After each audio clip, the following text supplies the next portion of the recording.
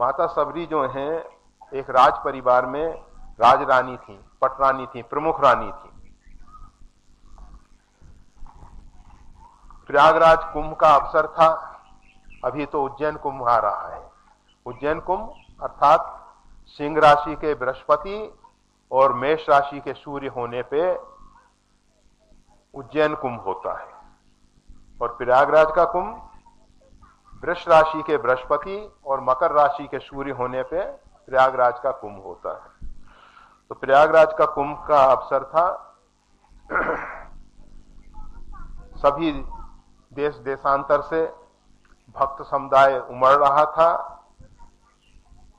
ये जो राजरानी है, ये जो पटरानी है, इनके मन में भी भाव पैदा हुआ कि हमको प्रयागराज में संतों का दर्शन लाभ करते हुए प्रयागराज के संगम पर स्नान इत्यादि करके पुण्य कमाना चाहिए। ऐसा विचार करके उन्होंने राजा से निवेदन किया। राजा ने कहा, मैं तो बहुत कार्यों में व्यस्त हूं, परंतु आप जा सकते हैं और आपके लिए पूरी व्यवस्था। राजा की तरफ से रानी के लिए पूरी व्यवस्था हुई। सुरक्षा कर्मी उसके साथ में गए और संगम पे एक विशेष व्यवस्था की गई। चारों तरफ से पर्दा लगा दिया गया और उसके मध्य में वो राजरानी जो है स्नान कर रही। स्नान करते हुए उनके मन में विचार आया, हे तीर्थराज प्रयाग, आपके स्नान का फल जो है अर्थ धर्म काम मोक्ष सब कुछ आप देने वाले हैं। 4 पदार्थ भरा भंडार, आपके भंडार में तो चारों अर्थ धर्म काम मोक्ष परिपूर्ण है, आपका भंडार भरा हुआ है। परंतु हमें अर्थ न धर्म न काम रुचि गति न चाहूं निर्वाण। मेरे को ना तो अर्थ की आवश्यकता है, न धर्म न कर्म, कुछ नहीं चाहिए मेरे को तो केवल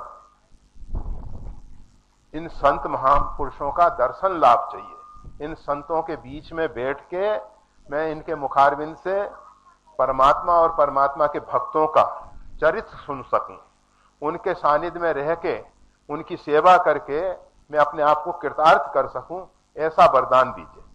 मेरे को ऐसे राज परिवार में जन्म नहीं दीजिए जहां स्नान के समय भी चारों तरफ से पर्दे लगा दिए गए और ना तो मैं आपका खुले ढंग से दर्शन कर पा रही हूं और ना संत महापुरुषों के दर्शन लाभ मिल रहे हैं, ना संतों के बीच में जा सकती हूं। ऐसी स्थिति में मेरे को धन वैभव ऐश्वर्य पद प्रतिष्ठा कुछ नहीं चाहिए, कुछ नहीं चाहिए। मेरे को तो केवल जहां संतों के बीच में जा सकूं, ऐसे परिवार में मेरे को जन्म दिया जाए। कहा जाता है वही माता सबरी के रूप में जन्म ली। शबर जाति में होने से इनको सबरी कहा जाता है। भीलों में एक शबर जाति है, उसी में आदिवासियों की शबर जाति में इनका जन्म हुआ। माता सबरी कहलाई। बचपन से ही पूर्वजन्म के संस्कार थे, परमात्मा के श्री चरणों में प्रेम था। छोटी बालिका थी, वन में ऋषि महर्षि पहले वनों में निवास करते थे। वर्तमान में तो फॉरेस्ट डिपार्टमेंट ने वन में साधुओं को रहना कठिन कर दिया है। कोई चाहता भी है, ऋषिकेश में एक साधु गंगा के किनारे एक चट्टान में खोद के एक गुफा बनाए, परंतु फॉरेस्ट वालों को तकलीफ हो गई, नहीं रहने दिया। एक साधु ने गंगा के किनारे बहुत परिश्रम करके कुटी बनाई, उस पे ताले इत्यादि लगाए गए फॉरेस्ट वालों की तरफ से। तो मतलब आज वन विभाग के कारण वन में साधुओं का रहना कठिन हो गया।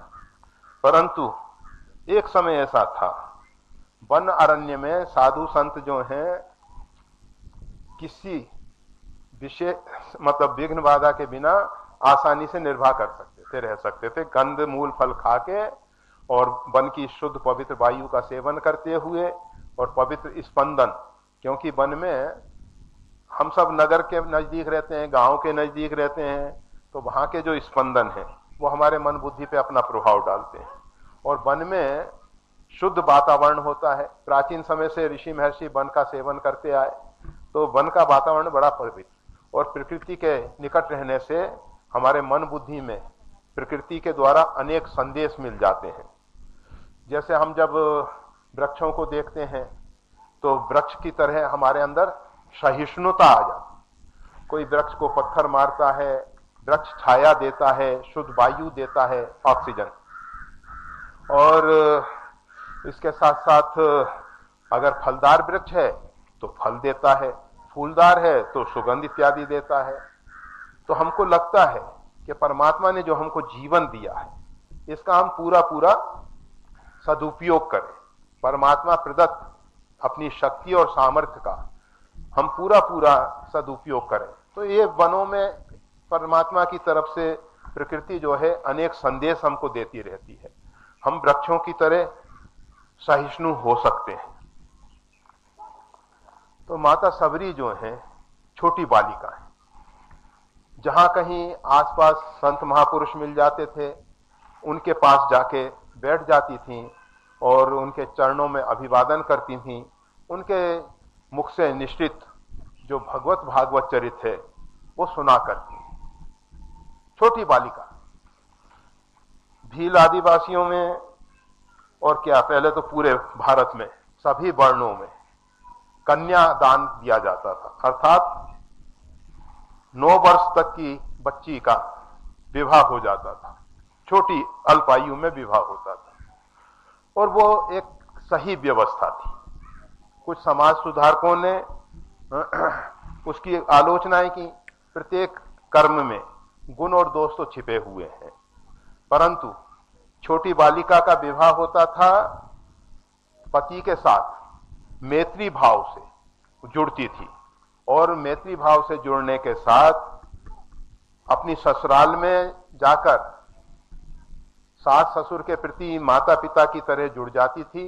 वो एक उस परिवार का अंग बन जाती थी। जिस प्रकार से हम शरीर के किसी अंग को अलग नहीं करते हैं, उसी प्रकार से पहले समाज में से जो आई हुई बधू है उसको अलग करने की संभावना ही नहीं थी। आज तो ये तलाक और नाना प्रकार की बातें, डिवोर्स इत्यादि की होने लगी हैं, परंतु उस समय ये सब व्यवस्थाएं नहीं थी, और भारतीय संस्कृति में तो तलाक शब्द ही नहीं है। तो इस प्रकार से अच्छी व्यवस्था थी। छोटे बचपन में कन्यादान हो जाता था। तो माता सबरी के विवाह के लिए तैयारियां हो रही थीं। अब भीलों की परंपरा अनेक, और वो भी भीलों का राजा, उसके यहां माता सबरी का जन्म। तो बारात में बहुत लोग आएंगे और उन सबका सम्मान करने के लिए अनेक पशुओं को, पक्षियों को पिंजरों में बंद करके रखा था। माता सबरी ने पूछा कि ये सब क्यों? तो कहा, बेटी तेरा विवाह होने वाला है ना। माता सबरी को लगा कि देखो, विवाह से पूर्व मेरे कारण इतने निरीह पशुओं की बलि दी जाएगी, मतलब इनको मार दिया जाएगा, और ऐसा विवाह किस काम का जिसमें असंख्य जीवों को मेरे कारण जीवन खोना पड़े। ऐसा विचार करके, और उन्होंने संतों के द्वारा हमेशा सुना था कि जो मानव शरीर मिला है ये आत्म कल्याण के लिए मिला है।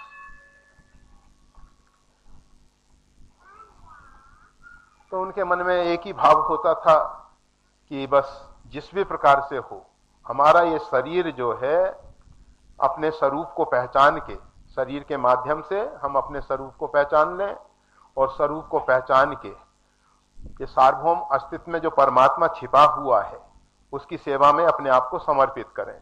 इस भाव से माता सबरी भरी हुई थी।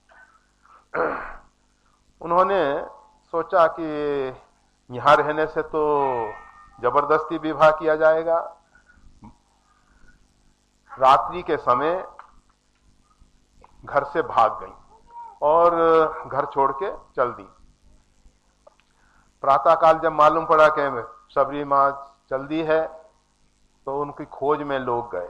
कहा जाता है कि माता सबरी ने देखा एक ऊंट मरा पड़ा है, उसमें बड़ी दुर्गंध आ रही है, तो उसकी ओट में छिप गई। उनको खोजने वाले उस दुर्गंध के कारण उस ऊंट के नजदीक नहीं गया कोई। और माता सबरी जो है मतंग ऋषि का, तो लंबी कथा है ये तो, पर पूछा है कि पूर्व जन्म में अंतिम समय हमारे अंदर जो वासना होती है, इच्छा होती है, उसके अनुरूप शरीर मिलता है।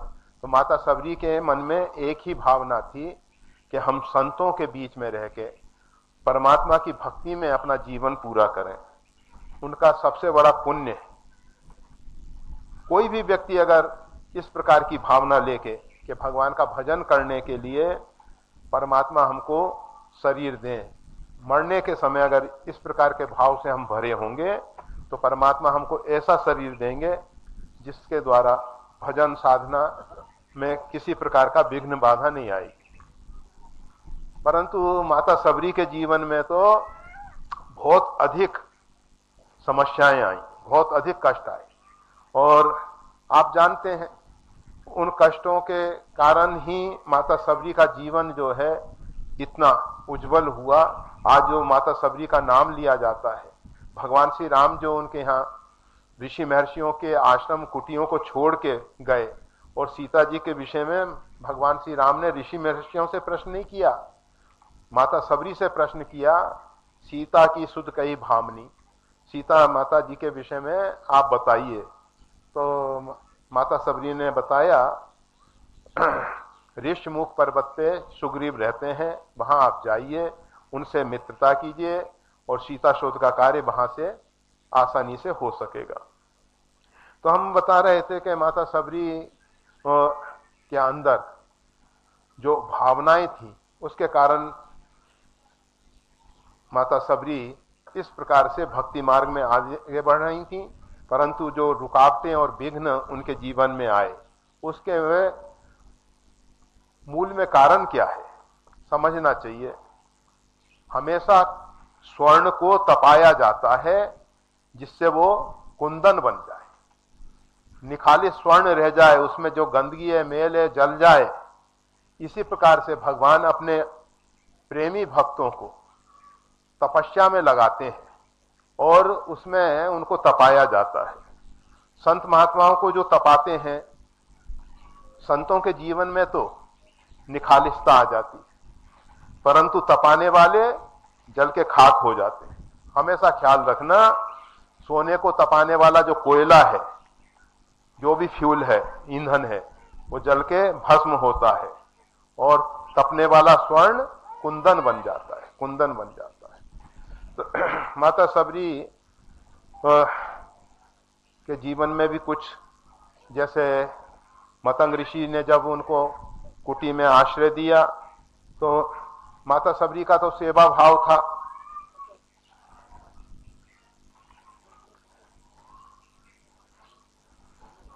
महात्माओं के आश्रमों में जाके माता सबरी जो हैं उनके आंगन को साफ कर देती थी। महात्मा जिस समय स्नान करने जाते थे, स्नान करने में उनको कुछ समय लगता था, उतने समय में उनके आसन को साफ कर देती थी, संध्या काष्ठ ला के रख देती थी, और कंद मूल फल ला के रख देती थी। ऋषियों ने देखा, साधु महात्माओं ने देखा कि हमारी कुटी में आके ये सेवा का कार्य कौन कर रहा है। साधु महात्मा जो सच्चे साधु हैं, हम जैसे नहीं भाई, तो सदैव चाहते हैं कि किसी से सेवा ना ली जाए। सेवा क्यों नहीं ली जाए? क्योंकि सेवा करने वाला साधना का बहुत कुछ अंश ले जाता है। हम जिसका खाएंगे अन्न, बहुत बड़ा भाग उसको मिल जाएगा साधना का, और भी जो सेवा में नाना प्रकार की सुविधाएं हमको पहुंचाएगा, देगा, तो उसमें हमारी तपस्या, हमारी साधना जाएगी, वो तो सुनिश्चित है। तो इस प्रकार से विचार करके साधु संत जो हैं नहीं चाहते थे कि कोई उनकी सेवा में आए। अब उन्होंने देखा कि माता सबरी इस प्रकार से सेवा करने आती हैं, तो मतंग जी से जाके कहा कि देखो, पहले तो आपने एक गलत काम किया, एक जवान युवती को अपने आश्रम में आश्रय दे दिया और वो हमारे सब आसनों पे जाके इस प्रकार से सफाई का कार्य करती है, समधा काश रखती है और कंदमूल फल ले जाके रखती है, जो हमको अस्वीकार है। हमको किसी की सेवा नहीं चाहिए। परमात्मा ने हमको शरीर दिया है, हम अपने शरीर से, अपने शरीर के निर्वाह के लिए और अपनी भजन साधना के लिए, तपस्या के लिए सब साधन प्राप्त करेंगे, हमें किसी की सहायता नहीं चाहिए। तो माता सबरी के जीवन में अंकुश लगा दिया गया मतंग जी की तरफ से, नहीं बेटी तुम किसी के आश्रम में नहीं जाओगे आज से। तो इस प्रकार से कुछ लोगों ने और भी एक जटिल समस्या पैदा कर दी। जब माता सबरी का तिरस्कार और अपमान हुआ तो प्रकृति में विक्षोभ पैदा हुआ। प्रकृति इस बात को सहन नहीं कर सकी। कहा जाता है कि पंपा सरोवर का जल जो है दूषित हो गया, मलिन हो गया। उन ऋषि महर्षियों ने माता सबरी पे कलंक लगाते हुए कि ये इसमें स्नान करती है, इसके कारण से इसका जल दूषित हो गया। रोक लगा दी गई उस स्नान पे भी। वो तो जब भगवान श्री राम आए और भगवान श्री राम ने माता सबरी को बहुत सम्मान दिया, ऋषि महर्षियों ने कहा कि भगवान, इस पंपा सरोवर का जल दूषित हो गया है, आप कृपा करके अपना चरण उसमें एक बार स्पर्श कर दें, जल निर्मल हो जाएगा। भगवान श्री राम ने कहा कि देखो, ये जल जो दूषित हुआ है, आपने परम भक्ता मां सबरी का जो अपमान किया है, तिरस्कार किया है, उसका ही ये दुष्परिणाम है। इनको ही कृपा करके ले चलो और इनके चरण पड़ने से ये जल निर्मल होगा। और हुआ भी ऐसा। तो कहने का मतलब यह है कि सबरी माता जी के जीवन में बहुत बहुत समस्याएं आई, परंतु उन्होंने उन समस्याओं को कभी भी हृदय में स्थान नहीं दिया। परंतु इतना जरूर हुआ कि साधारण भक्त जो हैं वो चाहते हैं जन्म जन्म सिय राम पद ये वरदान नाथ, यही जोनि जन्मों कर्म वस्ता राम पद अनुराग हूं। परंतु माता सबरी ने ऐसा वरदान नहीं मांगा। माता सबरी जो है योग अग्नि के द्वारा शरीर का त्याग करके भगवान में विलीन हो गई, जहां जाने के बाद फिर लौटना नहीं होता।